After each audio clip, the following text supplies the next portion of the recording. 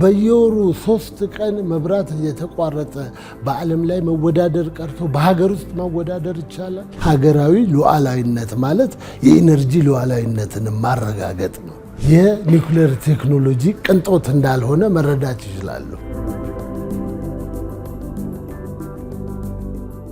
የኒውክሌር ቴክኖሎጂ በምግብ እህል አገራችን ወይም በአጠቃላይ በዓለም ደረጃ ራስን መቻል እንዲፈጠር የሚያደርግ ትልቅ ሳይንሳዊ ቴክኖሎጂ ነው። ስለዚህ እኛ ከዚህ በፊት ተፈጥሮ የነበረውን አሉታዊ ገጽታ በተጠናና መሰረት ባለው ልምድን ባዳበረው ሁኔታ ግንዛቤው እንዲፈጠር እናደርጋለን።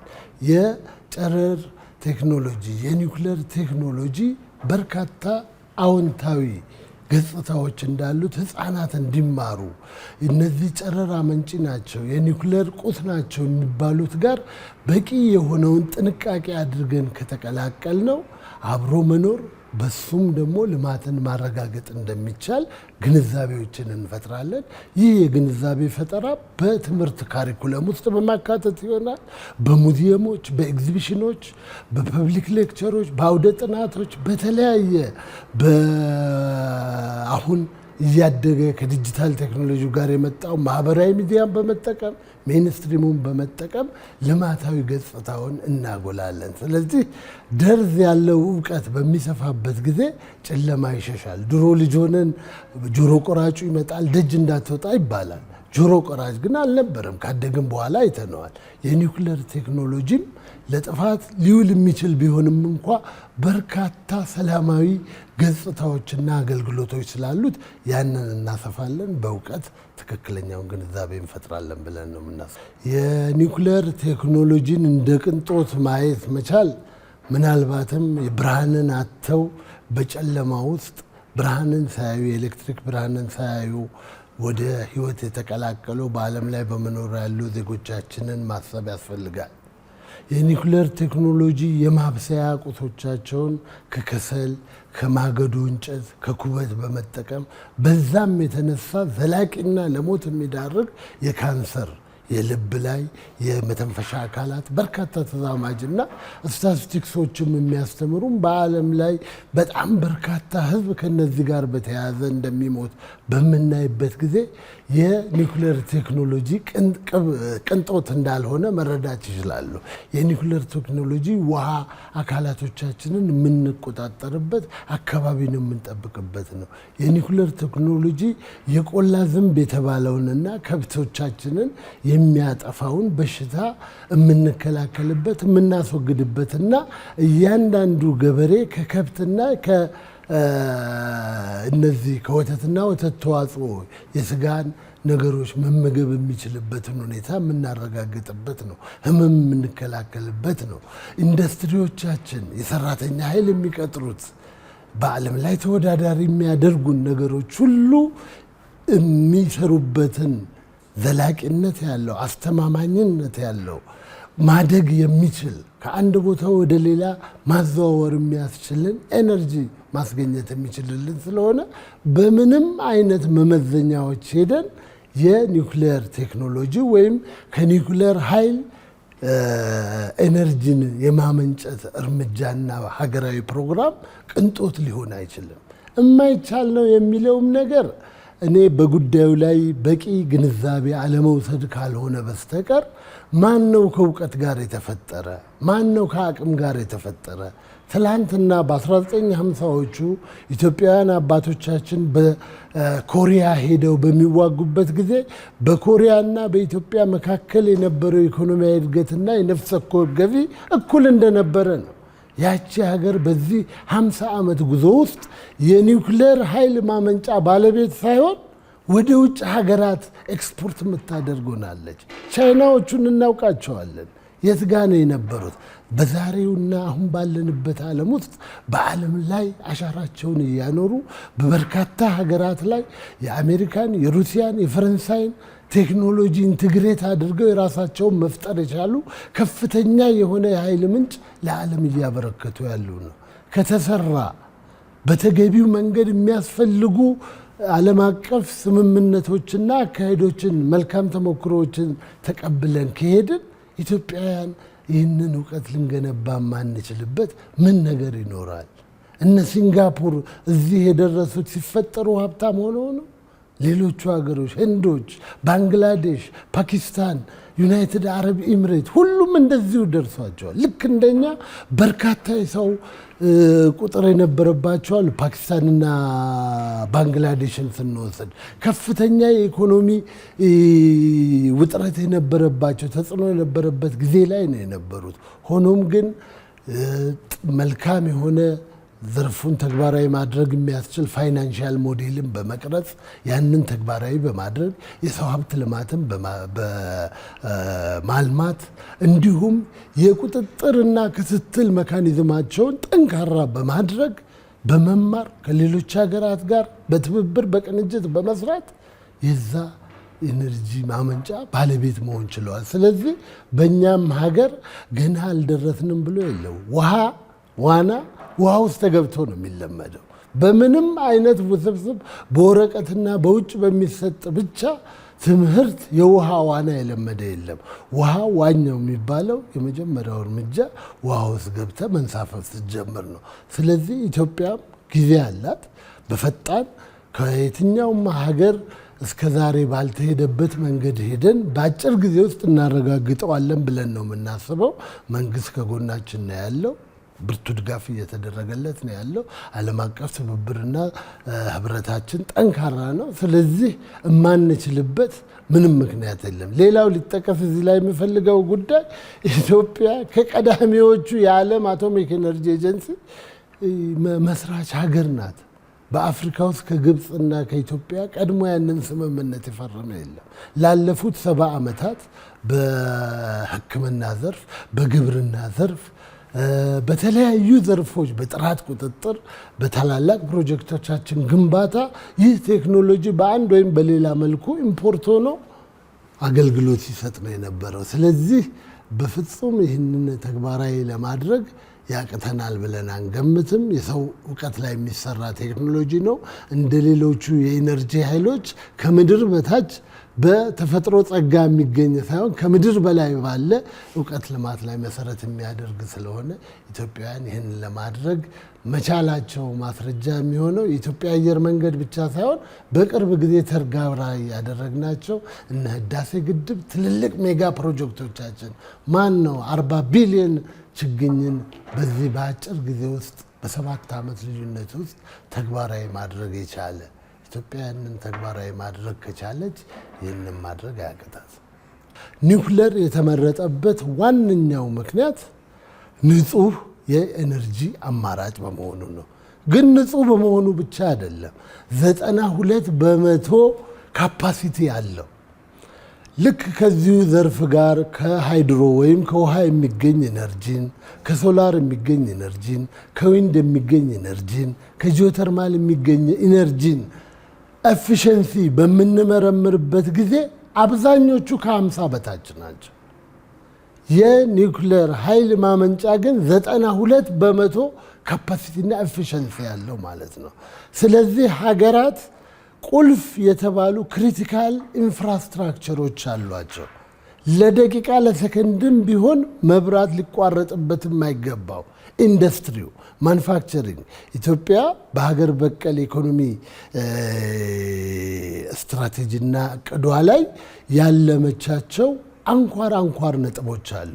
እነዚህም በማኑፋክቸሪንግ ዘርፍ ከምንገኝበት 20 ላይ ከምንገኝበት 4 ነጥብ ተነስቶ ወደ 16 ነጥብ ወይም ወደ 17 የጠጋን ኤፊሽንሲ ለማረጋገጥ የማኑፋክቸሪንግ ኢንዱስትሪያችን በከፍተኛ ደረጃ መጠናከር አለበት።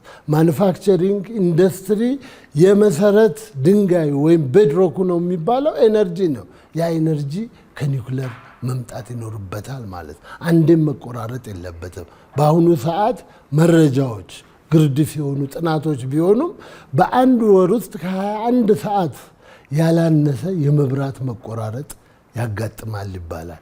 ወደ 3 ቀን ማለት ነው። በየወሩ 3 ቀን መብራት እየተቋረጠ በዓለም ላይ መወዳደር ቀርቶ በሀገር ውስጥ መወዳደር ይቻላል? በኢኮኖሚ ቀዳሚና ምርታማ ሆኖ መውጣት ይቻላል? አይቻልም። ኢንዱስትሪዎቻችን በሀገር ውስጥም የገቢ ምርቶችን በመተካት መወዳደር እንዲችሉ ያልተቆራረጠ ወይም ደግሞ ይሄ ቤዝሎድ የምንለውን ከዚህ ዘርፍ ማግኘት፣ ሕክምና፣ ሰርቪስ፣ ታላላቅ የሆኑ ምግብ ማቆያ ፍሪጆች፣ እነዚህ አይነት ምርቶችና ኬሚካሎች ስቶር የሚደረጉባቸው ሁሉ ካለምንም የመብራት መቆራረጥ መስራት አለባት።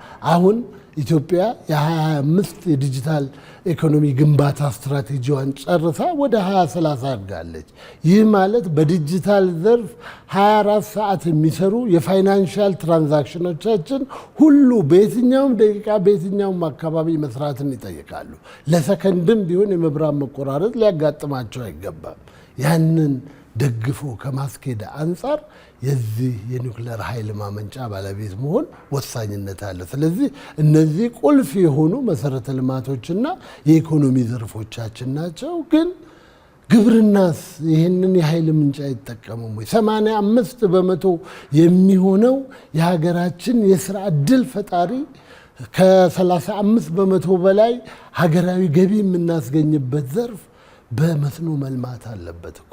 እነዚህ ትላልቅ እርሻዎች መተዳደር መንቀሳቀስ የሚችሉበት መንገድ የኃይል አማራጭና የመስኖ ግብዓት ሲኖራቸው ነው። ይህ ራሱ ዋነኛው ነገር ነው። በአሁኑ ሰዓት ከፎሲል ፊውል ሀገሪቷ ከምታገኘው የውጭ ከረንሲ ትልቁን እንደውም አንዳንድ ዳዘ ከ4 ቢሊዮን በላይ 16% የሚሆነውን የትራንስፖርቴሽን ዘርፍ ለሞቢሊቲ የምንጠቀምበት ነው። 4 ቢሊዮን አስገብተን 4 ቢሊዮን ነዳጅ ገዝተን ለጤና ለታማሚዎች መድኃኒት በምን ሊገባ ነው? ለካፒታል ፕሮጀክቶቻችን መለዋወጫ በምን ሊገባ ነው? ትልልቅ ስራዎቻችንን በምን ልናስገባ ነው? ነዳጅ ላይ ብላ ወደ ኤሌክትሪክ ሽፍት እያደረግን ያለነው የመኪና አንደኛውም ከዚህ የተነሳ ነው። ትልልቅ በዛ ዘርፍ የተደረገው የቴክኖሎጂ እድገት የኤሌክትሪክ ኃይልን ለባትሪ ማንቀሳቀሻ በማድረግ ነዳጅን በመተካት ላይ ነን ማለት ነው። ስለዚህ ሀገራዊ ሉዓላዊነት ማለት የኢነርጂ ሉዓላዊነትን ማረጋገጥ ነው። ስለዚህ ከዚህ አንጻር በሁሉም ዘርፍ ላይ አፕላይ ይሆናል። ግን ኢንዱስትሪያዊ ልማትን በማረጋገጥ ረገድ ትልቁን ድርሻ ይዛል። ኢትዮጵያ በብዝሃ ዘርፍ ኢኮኖሚ ልማት እንደምትከተል ሁሉ በግብርና፣ በማይኒንግ፣ በኢንዱስትሪ፣ በቱሪዝም ሴክተር ትልቁ የሰርቪስ አገልግሎት የሚካሄድ ነው። በእነዚህ ሁሉ ክሪቲካል ኤሌመንቶች የኤነርጂ አቅርቦታችንን የምንሸፍንባቸው ይሆናል። ኢትዮጵያ እንግዲህ ያው የቴክኖሎጂ አቅርቦቱን ይህንን ቴክኖሎጂ ስትወስድ ኢትዮጵያ የቴክኖሎጂ ግዢ ሳይሆን የቴክኖሎጂ ሽግግር የቴክኖሎጂ መማሪያ ፕሮጀክታችን ነው ብላ ነው የምታስበው። ከዚህ አንጻር የኒውክሌር ቴክኖሎጂን በተመለከተ ዓለም አቀፍ ግዴታዎች፣ ዓለም አቀፍ ተሞክሮዎች አሉ። እነዛን በተለይም ደግሞ ከዓለም አቶሚክ ኤነርጂ ኤጀንሲ 19 ኢንፍራስትራክቸር ኢሹ የሚባሉና ሊሟሉ የሚገባቸው የመጀመሪያው መንግስታዊ እውቅና መስጠት፣ ሁለተኛው ያንን ወደ ተግባር የሚለውጥ ተቋም ማደራጀት፣ እንደዛ እያለ ከሰው ሀብት ልማት የሬጉላቶሪና ቁጥጥር እንዲሁም ደግሞ የሚቋቋምበት ቦታ ላይ መስፈርቶች አሉ። እነዚህም መስፈርቶች የሚያሟለው ሀገር ቴክኖሎጂውን በአግባቡ ተቀብለው ወደ ስራ ያደርጋሉ ተብሎ ነው የሚታሰበው። ስለዚህ እኛ በማንም እንደሚታወቀውና ትክክለኛ ግንዛቤ እንደሚወሰደው ጭምር ኢትዮጵያ የኒውክሌር ኃይል ፕሮግራሟ ለሰላማዊና ሰላማዊ አገልግሎት የሚውል ነው። ይህንን በአለፈው ዲሴምበር 4 በኦፊሼል በገለጽንበት ጊዜ የአቶሚክ ኤነርጂ ኤጀንሲው ምክትል ዳይሬክተር ጀነራል አብረውን ተገኝተው አረጋግጠው ይህንኑ ፕሮግራም እንድንገፋ እንድንሄድበት በጋራና በትብብር መስራት እንደሚቻል አረጋግጠውልን የሄዱት ነው። በሂደትም እነዚሁም መመዘኛዎች ተከትለን ዓለም አቀፍ ስታንዳርዶችን ተግባራዊ አድርገን በቀዳሚነት እኛ የምናስበው ለሀገራችንና ለሕዝባችን ነው። ከዚህ ጋር በተያያዘ ምንም አይነት ጉዳት እንዳይደርስ ቴክኖሎጂውን በማሸጋገር እና በማላመድ ሀገራዊ በማድረግ ሂደት ውስጥ በቂ የሆነውን ስታንዳርድና ልምምዶችን አስፈላጊ የሕግና የአሰራር ማዕቀፎችን ተግባራዊ እናደርጋለን። በዚህ ላይ ሕዝብም ሀገርም የውጭ ሀገራትም አስፈላጊውን መተማመንና አመኔታ አላቸው ብዬ አስባለሁ። ቀጣዩ በሂደት የሚገነባ ነው። ኢትዮጵያ እንዲሁም ከአብዛኞቹ ዛሬ በዘርፉ ትልቅ አቅም ገንብተዋል። ከራሳቸውም አልፈው ቴክኖሎጂውን ወደ ሌላ በማሸጋገር ናቸው የሚባሉ ሀገራት ሀገራዊ የኒኩለር ፕሮግራማቸውን ሲጀምሩ ያልነበራቸው መሰረተ መዋቅርና የሰው ሀብት ልማት ኢትዮጵያ አላት ብዬ ነው የማምነው። በአዲስ አበባ ዩኒቨርሲቲ ውስጥ በጣም ረጅም ዓመት ያስቆጠረ የኒኩለር ሳይንስ ትምህርት ክፍል አለ። ይሄ ብቻ አይደለም። በፈረንጆቹ 2019 አንስቶ እስካሁን ያለፉትን 5 ዓመታት በምንሄድበት ጊዜ በኢኖቬሽን እና ቴክኖሎጂ ሚኒስቴር ስር ሀገራዊ ታክስ ፎርስ ተቋቁሞ የባህር ዳር ዩኒቨርሲቲ እንዲሁም የአዲስ አበባ ሳይንስና ቴክኖሎጂ ዩኒቨርሲቲ የኒኩለር ሴንተር ኦፍ ኤክሰለንስ እንዲሆን ካሪኩለሞች ተቀርጸው የስልጠናና ግንባታ ፕሮግራሞች እንዲካሄዱ ጅምር ስራዎች አሉ። በተለያዩ የሀገራችን ዩኒቨርሲቲዎች ባህር ዳር ዩኒቨርሲቲ ጨምሮ ማለት ነው። እንዲሁም የመከላከያ ዩኒቨርሲቲዎችን ጨምሮ በካሪኩለም ዴቨሎፕመንት፣ በሰው ሀብት ልማት ከዚህ በፊትም በቁጥር በርካታ ባይሆንም ይህንኑ ተግባር እንዲማሩ ወደ ሩሲያ፣ ወደ ቻይና የተላኩ ተማሪዎች አሉ። በቀጣይም ተቋሙ አሁን ይህ የኢትዮጵያ ኒውክሌር ኤነርጂ ኮሚሽን ዋነኛ የተቋቋመበት አንደኛው ምክንያት በሀገር አቀፍ ደረጃ የሚካሄደውን እንቅስቃሴ ማስተባበርና መምራት ነው። የሰው ሀብት ልማት ስትራቴጂ እያወጣን ነው። ምን ያህል ሰው መሰልጠን ይኖርበታል፣ በምን አይነት ዘርፍ፣ በምን አይነት ሙያ፣ በየትኛው ዓመት ላይ ሊደርስ ይገባል የሚለውን ስራ በእቅድ ደረጃ ይዘን ዶክመንት ፕሮዲውስ ለማድረግ ጥረት እየተደረገ ነው። ስለዚህ ይህ ለ10 ዓመት ሳይሆን የኒውክሌር ሳይንስና ቴክኖሎጂ ወይም ደግሞ የኒውክሌር ኃይል ማመንጫ ልማት የሚካሄደው በትንሹ ለ60 ዓመት አደገ ደግሞ ሲባል እስከ 100 ዓመት የሚቆይ ነው። ስለዚህ ይህንን ታሳቢ ባደረገ በርካታ ተግባራት በኮሚሽኑ እየተደረጉ ናቸው። ወደፊት በርካታ ስልጠናዎች ይኖራሉ። ከዝቅተኛው ክፍል አንስቶ በቴክኒሽያን በቲቪቲ የሚሰጡ በዲፕሎማ የሚሰጡ እንዲሁም በዩኒቨርሲቲ የመጀመሪያ ሁለተኛና ሶስተኛ ዲግሪዎች ተግባራዊ በማድረግ እንደውም እንደኛ ሀሳብ ከሆነ የአፍሪካ ኒውክሌር ቴክኖሎጂ ሳይንስና ቴክኖሎጂ ሴንተር ኦፍ ኤክሰለንስ ለመሆን የምንጥር ሀገር ነንና ስለዚህ ማንም በዚህ ደረጃ መታሰቡ ጥሩ ነው። የሰው ሀብት ትልቁ በኒውክሌር ቴክኖሎጂ ሽግግር ዘርፍ ላይ ዋነኛው ጉዳይ የሰው ሀብት ልማት ነው። ይህንን በቀጣዮቹ 10 ዓመታት ውስጥ አብሮ እያጠናከርን እያሳደግን ተወዳዳሪ የምንሆንበት አካሄድን ነው በመከተል ላይ ያለ ነው። ተቋም የሚያስፈልገው ሀሳብን፣ ሰውን እና አሰራርን አደረጃጀት አያይዘው ውጤት ለማምጣት የሚደረግ ነው። የኮሚሽኑ ከተቋቋመበት ጥቅምት 4 አንስቶ ወደዚህ ያሉትን ጊዜያቶች የመጀመሪያውን የ100 ቀን እቅድን በማውጣት አደረጃጀትን፣ አሰራርን የሚያጠናክሩ እዚህ ላይ መታወቅ ያለበት እኛ በ2035 አካባቢ የሀገራችን የኢንዱስትሪ የሰው ሙቭመንት የሚፈልገው ኤነርጂ በ2 በ3 እጥፍ ያድጋል ተብሎ ፕሮጀክሽን አለ። ያ እጥረት መጥቶ ኢኮኖሚያችን ከመያዝ ከመታነቅ ከመታሰሩ በፊት ከዚህ ዘርፍ ኃይል እንዲመነጭና የራሱን ምላሽ እንዲሰጥ በማሰብ ላይ ነው ያለ ነው።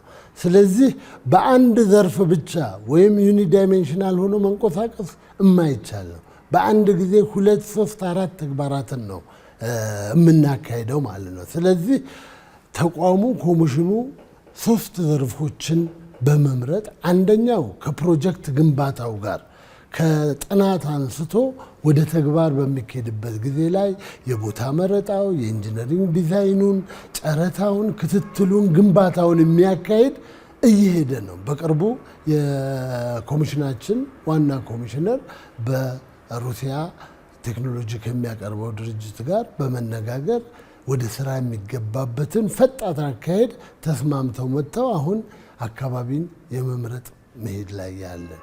በሁለተኛው ዘርፍ ደግሞ የህግ የፖሊሲ ኤሌመንቶችን የማርቀቅ አካሄድ ነው። እነዚህም ልክ በዛው ተመርጠው ሀገራችን ይህንን ቴክኖሎጂ ተግባራዊ በምታደርግበት ጊዜ በዓለም አቀፍ ደረጃ የምትገባቸው ግዴታዎች ምን ሊሆኑ ይገባል ወዘተ የሚለው ተመርጦ እየተሰራበት ነው። በሌላ በኩል ቅድም እንዳልኩ የሰው ሀብት ልማት ስትራቴጂያችን ወደ ተግባር እንዲለወጥ በቀጥታ ሰነድ ዝግጅቶችና ወደ ማጠናቀቅ እየሄደ ነው። እዚህ ላይ ሌላው መነሳት የሚገባው ኢትዮጵያ የዓለም አቀፉ አቶሚክ ኤነርጂ ኤጀንሲ አባል ሀገር እንደመሆኗ መጠን በሀገር ደረጃ ከኤጀንሲው ጋር በመተባበር የምታከናውናቸው ሀገራዊ ፕሮጀክቶች አሉ። በቆላ ዝንብ ላይ በጤና ጥበቃ ሬዲዮ ቴራፒን በሀገር ደረጃ ከማስፋፋት አንጻር በነን ዲስትራክቲቭ ቴስቲንግ ላይ የምታካሄዳቸው እነዚህም ፕሮጀክቶች አሉ። ሌሎች ደግሞ እንደ አፍሪካ ተባብረን በርካታ የአፍሪካ ሀገራት ችግሮቻቸውና መፍትሄ አሰጣጦቻቸው ተመሳሳይ በሚሆን በፕራዮሪቲ ኤሪያዎች ላይ ተሰባስበን የምንሰራቸው አሉ። እነዚህ እንግዲህ 3 ሀገራዊ ፕሮጀክት ከ15 በላይ ሪጂናል የሆነ ቀጠናዊ ፕሮጀክቶችን በቅርቡ ግምገማዎች አካሂደናል። በጣም ተስፋ ሰጪ የሆነ በካዛቫላ የተደረጉት ማሻሻሎች በግብርና ዘርፍ የሐዋሳ ዩኒቨርሲቲ እየመራው የሚገኘው ፕሮጀክት ላይ በጣም ተስፋ ሰጪ 30 ሚሊዮን ሕዝባችንን የምግብ ዋስትና የሚያረጋግጥ እርምጃ ተደርጓል። በባዮቴክኖሎጂ ላይ ለዶሮዎች በሽታ መከላከያ የሚሆን መድኃኒት መፍጠር ተችሏል። በአንድ ወቅት ከ6-7 ያልበለጠ የካንሰር ሕክምና የሚሰጡ ዶክተሮችና ባለሙያዎች በነበሩበት ላይ ወደ 68 ያደገበት የአፍሪካ የዚህ ዘርፍ ስልጠና ሊሰጥበት የሚችል ተቋማትና አቅም መኖሩን አመልክተን ዲዚግኔት እንድንሆን ወኪል እንድንሆን እዚህ መጥተው ሰዎች እንዲማሩ እኛ ብቻ መላክ ሳይሆን እዚህ መጥተው እንዲማሩ ያለበትን እያካሄድን ነው እና በዚህ ዘርፍ ተቋሙ ኮሚሽኑ የተሰጠው ኃላፊነት የኒውክሌር ኃይል ማመንጫ መገንባት ብቻ ሳይሆን የምርምርና ልማትንም ተግባር በዚህ ዘርፍ እንዲያካሄድ ኃላፊነት ስለተሰጠው ሁለቱ ተጣጥሞ ወደ ውጤት ሊመጣ የሚችልበትን ስትራቴጂክ እቅድ፣ ስትራቴጂክ የሰው ሀብት ልማት፣ የሰው የግንዛቤ ፈጠራና ስቴክሆልደር ኢንጌጅመንትን የሚያጠናክር በርካታ ስራዎች እየተካሄዱ ነው። ፋይናንሻል ሞዴልን ዴቨሎፕ ለማድረግ እየሰራን ነው። የግንባታ አቅምን በሀገር ውስጥም እንዲፈጠር ቴክኖሎጂውን ማሸጋገርና ባለቤት መሆን የሚያስችለንን ቅድመ ግንኙነት ዝግጅት እያደረግን ነው። ወደ ውጤት እናመራለን ብዬ ተስፋ አደርጋለሁ።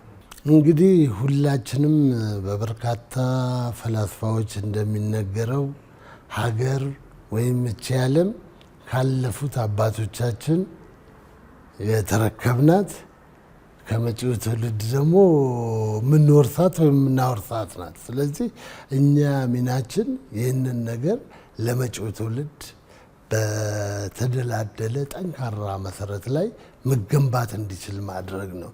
ከዚህ አንጻር ያው የቀደምነው ትውልዶች የኒውክሌር አሉታዊ ጎኑ ጠንክሮ ይታይበናል። በአውዳሚነቱ በሂሮሺማና ናጋሳኪ ላይ ያደረሰው ከፍተኛ ውድመት ስለሚታወሰን አሁንም ያ ነገር እንዳይተም፣ ምክንያቱም ፈርስት ኢምፕሬሽን ሁል ጊዜ ረጅም ዘመን አብሮን በአይምሯችን ላይ ታትሞ መቀጠል ይችላል። ወጣቱ ትውልድ ግን የኒውክሌር ቴክኖሎጂን የሚያውቀው በሕክምና፣ በጤና አጠባበቅ፣ በግብርና ላይ፣ በልማት ላይ ለሳይንሳዊ ችግሮቻችን መፍትሄ መስጠት ላይ ነው። እውቀት በጣም የሚያስደስተው ነገር ለችግር መፍትሄ ለጥያቄ መልስ መስጠት ብቻ ሳይሆን አዳዲስ ጥያቄዎችንም ያጭራል። አዳዲስ ጥያቄዎች ደግሞ የፈጠራ ስራ መነሻ ናቸው። ወደፊት ሶሉሽን ለማምጣት የምንተጋባዝ። ከዚህ በመነሳት ኮሚሽኑ ካሁኔው ይህ ቴክኖሎጂ እሳቤ በአዲሱ ትውልድ ላይ ታትሞ ለቀጣይ በኒኩለር ሳይንስ የኖቤል ፕራይዝ የሚሸለሙ ትልልቅ ኢንቬንሽኖችን የሚያመጡ በማሽን ለርኒንግ በኤአይ ከኒኩለር ጋር ተያይዘው እንዲሰሩ በማድረግ አርኪቴክቶቻችን ኒኩለር ቴራፒ ሴንተሮች፣ የግብርና ምርምሮች፣ የተለያዩ ነገሮችን ከመስራት አንጻር እይታው እንዲኖራቸው ከሁለት ዩኒቨርሲቲዎች ጋር ኢንጌጅ አድርገን መፈራረም ደረጃ ላይ ደርሰናል። አይ ቲንክ በዛ ዘርፍ የሚሄዱት በሀገር ደረጃም እያሰፋን በቀጣይ አቅማችን ሲጠናከር ትልልቅ የሆኑ የመጪው ዘመን ሳይንቲስቶችን በዘርፉ ኢትዮጵያ ማፍራት እንድችል ልማት ስራዎችን እያከናወን እንገኛለን። ምንድነው ኮሚሽኑ በጣም በ3ኛ ወሩ ነው ከተቋቋመ አጭር ጊዜ ነው፣ ግን እድሜውን ሳይቆጥር ዋነኛው ነገር መሰረት ላይ የሚሰሩ ስራዎች ለነገ ውጤት መሰረት ናቸው ብለን እናስባለን። ስለዚህ ኮሚሽኑ እንዳይጣመምና የጎበጠ እንዳይሆን በርካታ መደላድልን በመስራት ረገድ ሁሉም ባለድርሻ አካላት የሚዲያ፣ የትምህርት እንዲሁም የኢንዱስትሪ ሴክተሮቻችን ተባብረው መስራት ይኖርባቸዋል። የኒኩለር ቴክኖሎጂ ልማት ፕሮግራም በአይሶሌሽን ወይም ደሴት ተፈጥሮ የሚሰራ ነገር አይደለም። ድብቅነቱም ድሮ የቀረ ነው። በአሁኑ ሰዓት በግልጽነት ትራንስፓረንት ሆኖ አመኔታን በመፍጠር ህዝብን በማሳተፍና በመደመር መንፈስ መፍጠንና መፍጠርን ብቻ ሳይሆን እምርታዊ ዝላይንም በማረጋገጥ የቴክኖሎጂው ባለቤት ተጠቃሚና ሀገራዊ እድገትን ወደፊት ማራመድ እንዲቻል ሁሉም የሚመለከተው አካላት አሉታዊውን ሳይሆን አዎንታዊውን መንገድ በማስፋት በጋራ ተባብረን እንድንሰራና ወደ ውጤት እንድንመጣ በኩሌን መልእክት አስተላልፋለሁ።